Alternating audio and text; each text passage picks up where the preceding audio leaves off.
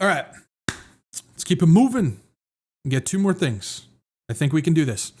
So I saw this. This is pretty interesting. This goes along with the title of Corpos, the takeover of corporations. Again, the corporations are the ones that are in firm control of what's going on in the world. We got to remember that. Governments really wield no power anymore. It's the corporations that have the power. It says Microsoft equipped Israel's indiscriminate Palestinian surveillance operation with Azure Cloud Tech, claims report. This is a new joint investigation between The Guardian, Israeli-Palestinian publication 972 magazine, and Hebrew language outlet Local Call has claimed that Microsoft have worked with an Israeli military to store surveillance data on Palestinian civilians in Azure servers overseas, with some of that data allegedly being used to research and identify bombing targets.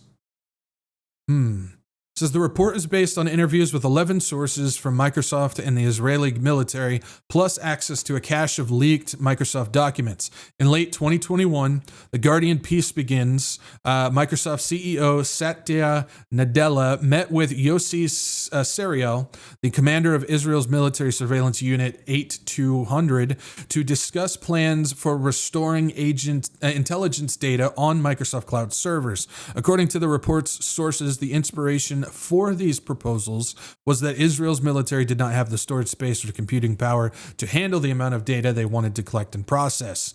The alleged result of that conversation was a cloud-based system that became operational in 2022 and had been used to gather indiscriminate recordings of Palestinian phone calls in the West Bank and Gaza.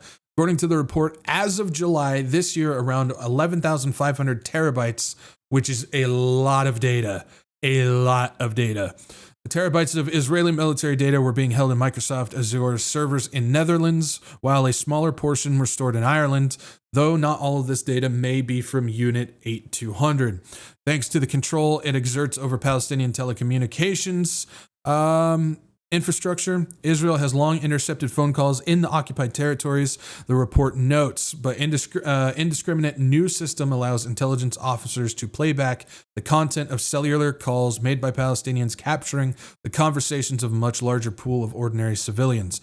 One of the investigation sources also explains how these phone recordings may have been used to plan airstrikes, commenting that intelligence officers would use the cloud-based system to examine calls made by people in the vicinity of the individual target. The thing goes on, but the point that I wanted to bring on this is that corporations, these corporations that we've been talking about, are the ones that are literally involved with every single aspect of human life, which includes the documentation as well as pulling the trigger to eliminate each individual life.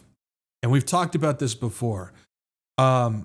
We've got Palantir that's all over the world, whether it's the Middle East when it comes to Israel, Iran, UAE, Saudi Arabia, all those regions over there, whether it's what's going on in Ukraine, here in the United States, over in the UK and the European section, and all of NATO, all those regions, you got Palantir all over the place on that. You've got Microsoft, you've got OpenAI, you've got Grok that are now starting to make their way into all these places as well, into the military.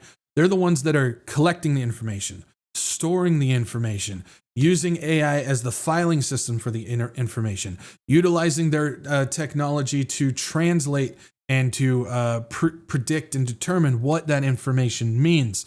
Then that information from those corporations that the military is using is sending it over to a different corporation to analyze, predict, and target, literally target, place a homing target on these places that all of that information was determined before.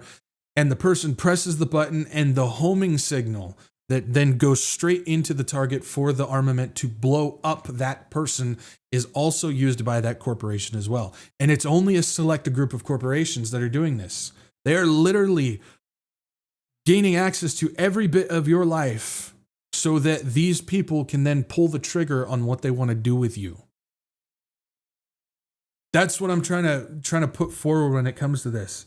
It's in every single aspect of our lives.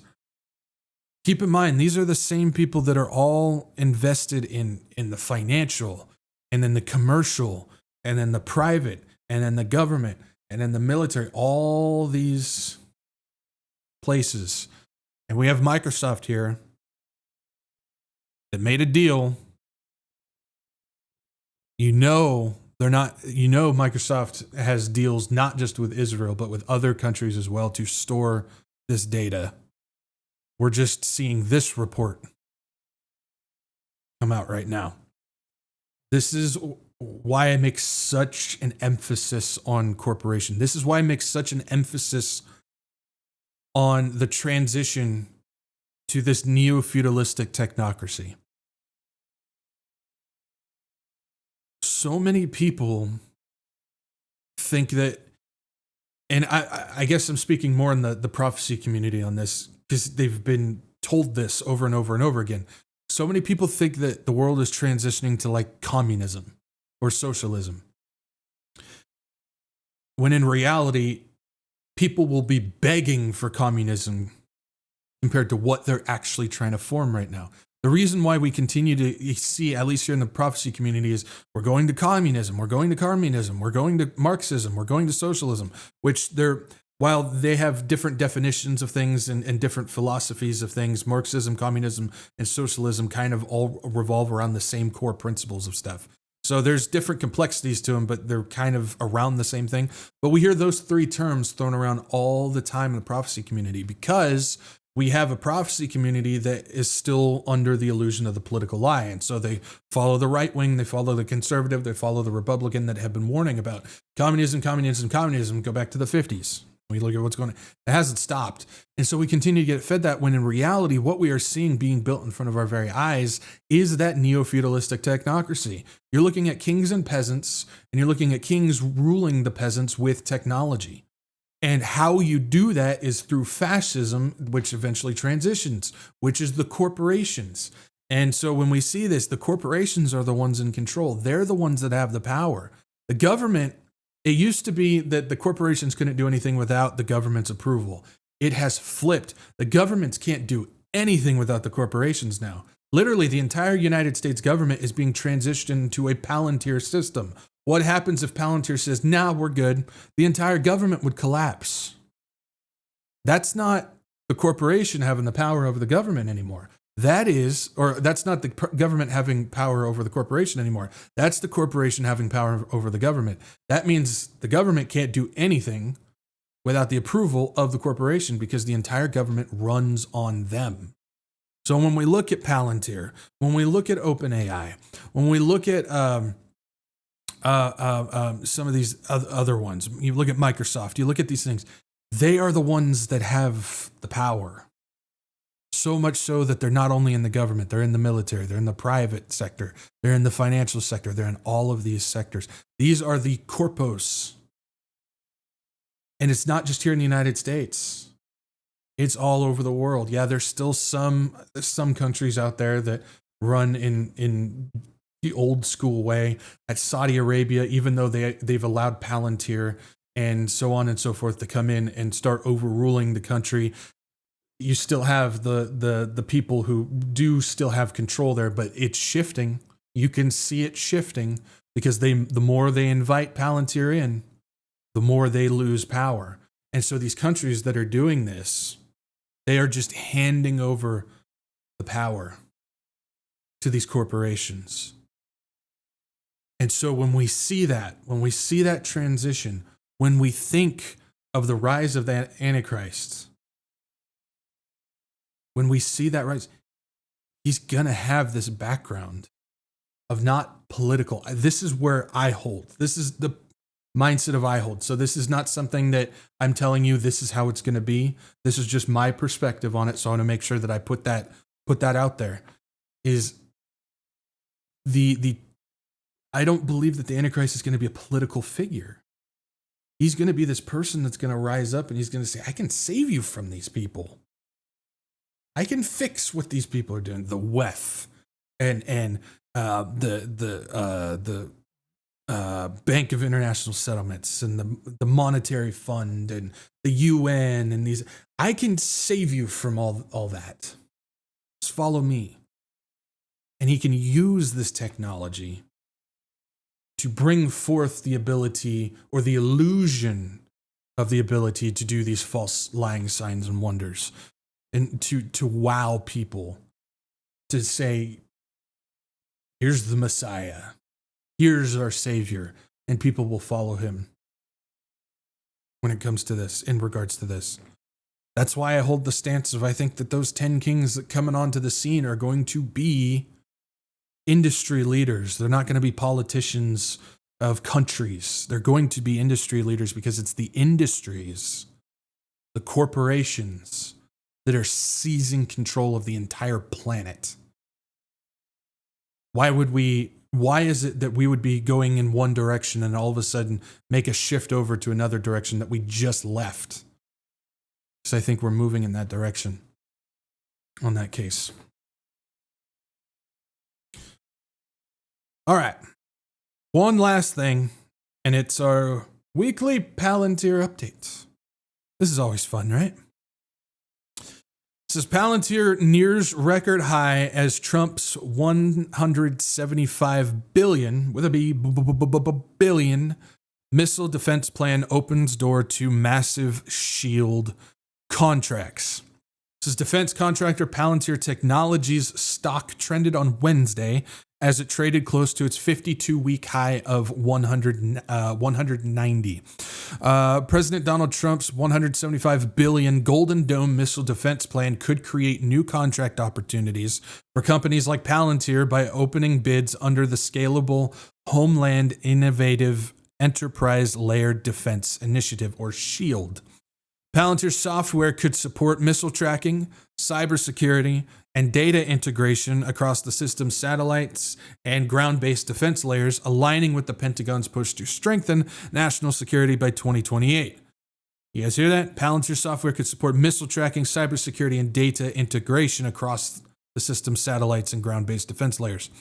Palantir stock gained over 147 year-to-date, driven by its performance in the AI sector and increased government contracts. Also this week, Palantir expanded its long-term partnership with Sampo Holdings through a new multi-year deal via Palantir's Technologies Japan KK, deepening the use of its Foundry platform across multiple Sampo subsidiaries.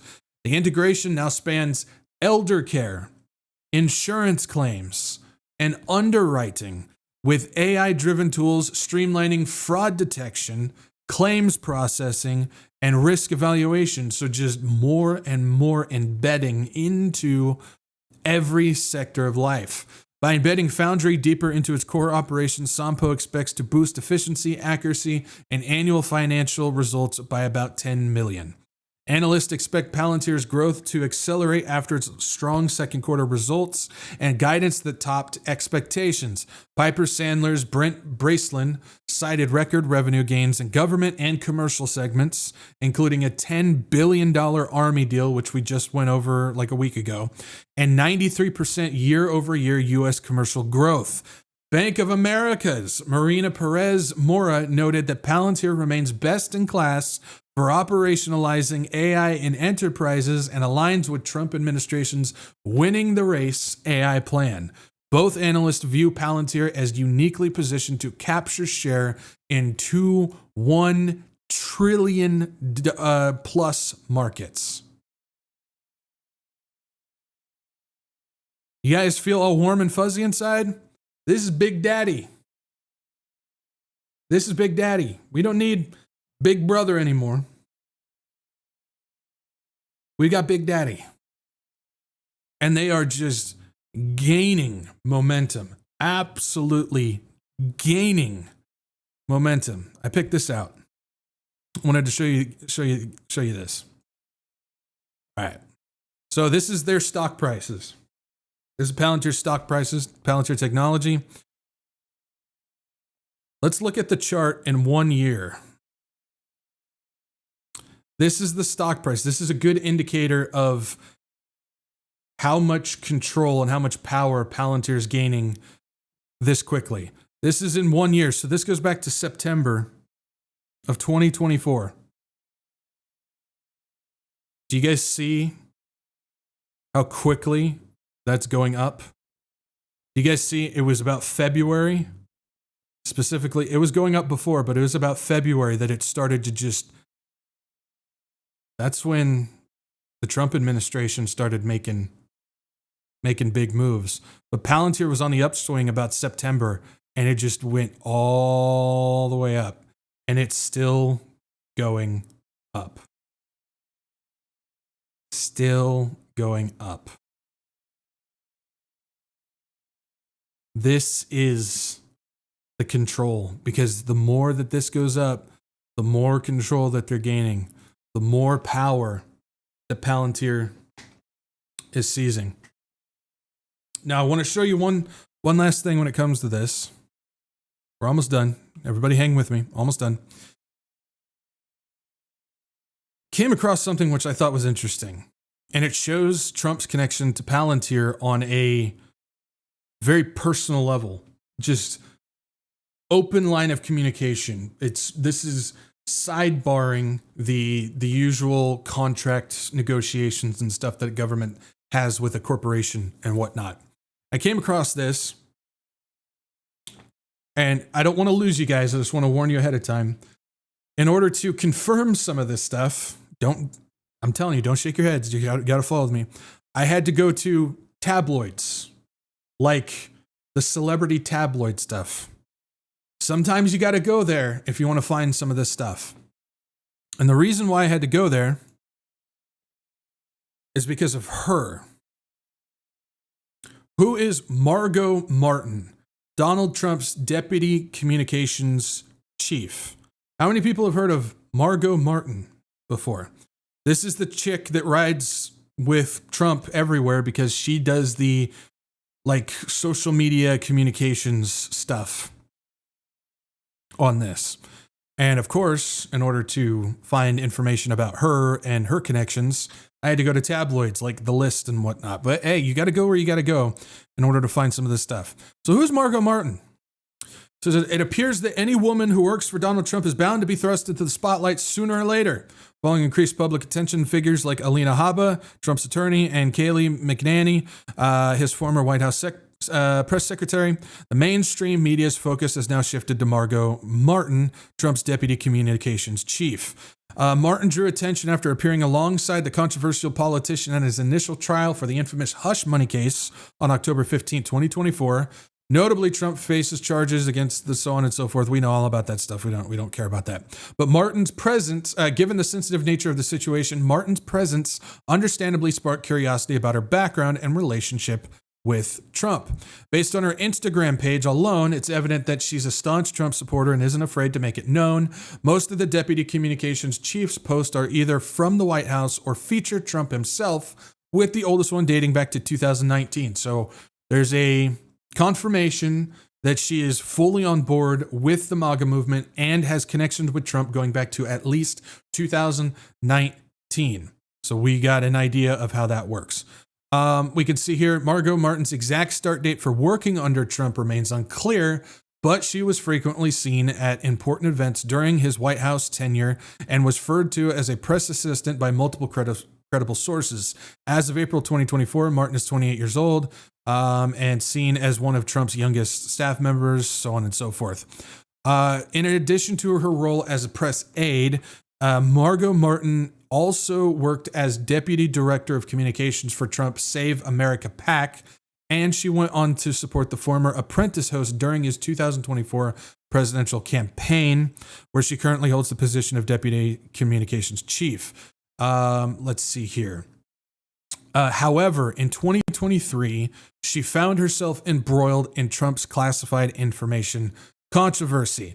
According to a report from The Guardian, Martin possessed audio evidence from 2021 in which the former president admitted to holding onto classified documents on Iran after leaving the White House. Notably, Martin was tasked with recording numerous meetings related to the book on Trump, or related to a book on Trump, during which he discussed the sensitive topic.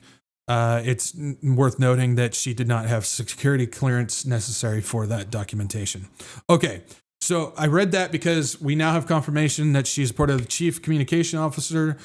She's been fully on board with the MAGA movement for at least since 2019, and she has a history with Donald Trump at least 2021, where she had classified documents that she did not have security clearance for, and she's been a part of a lot of the proceedings that he's connected to. So we have an established relationship that goes back quite a few years.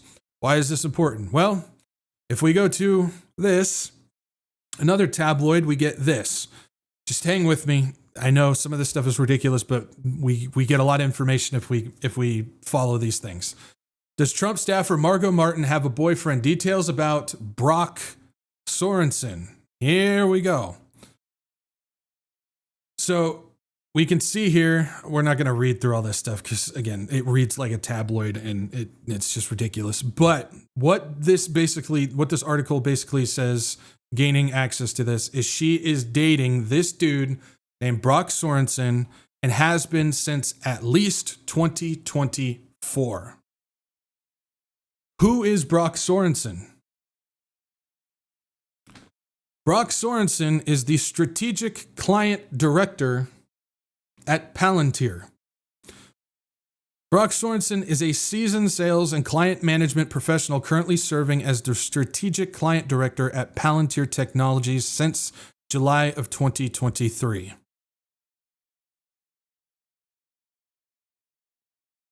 Why this is important is because this is another connection that directly ties Trump to Palantir.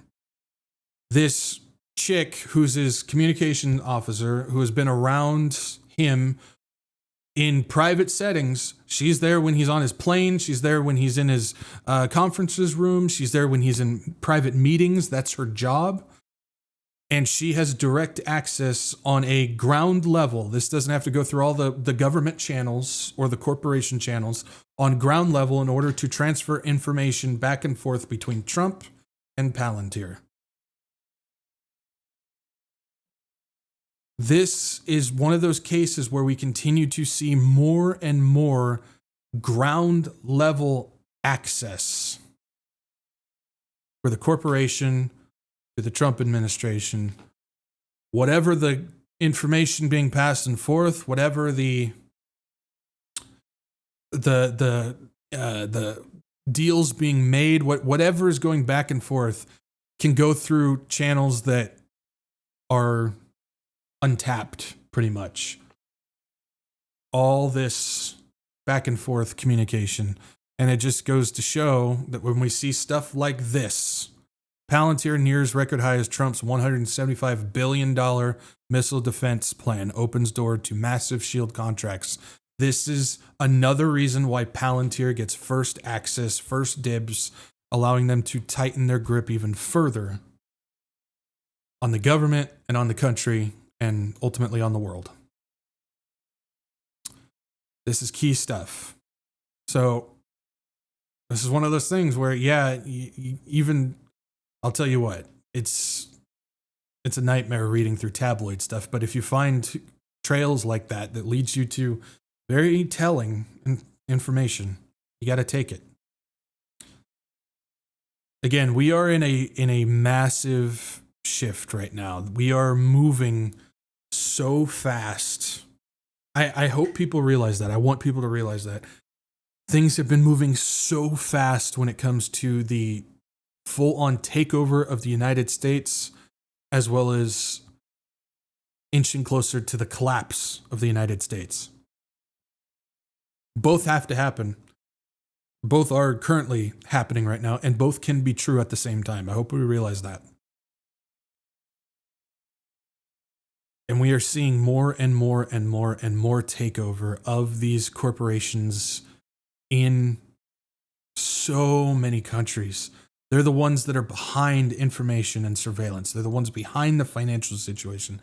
They're the ones behind military. They're the ones behind all of these things that are occurring. We just read a laundry list of things that Palantir is now gaining control of now.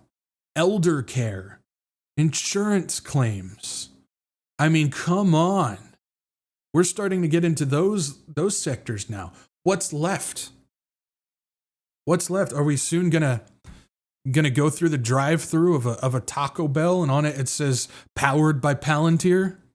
Wouldn't be shocked if corporate Taco Bell is running their logistics through Palantir. Honestly, I should probably look that up. That might actually be happening right now. And I don't mean that as a joke. I mean, I think corporate Taco Bell could be utilizing Palantir's Foundry program for their logistics. With all that being said, I don't mean to sometimes how I say it can come across the wrong way. We should not worry. We should not panic. We should not be afraid. We should not, have any doubt within us that we are going to get hurt by this. At least for those who have Jesus Christ. For us who do have salvation in the one true Savior, and we have placed our faith in him, and we are sealed by the Holy Spirit, which we cannot lose. For those of us who have that, when we see stuff like this, we should be encouraged. We should be excited, because we should understand and know that the further that this goes means the deeper we're getting into the last days and the closer we are to exiting this rock.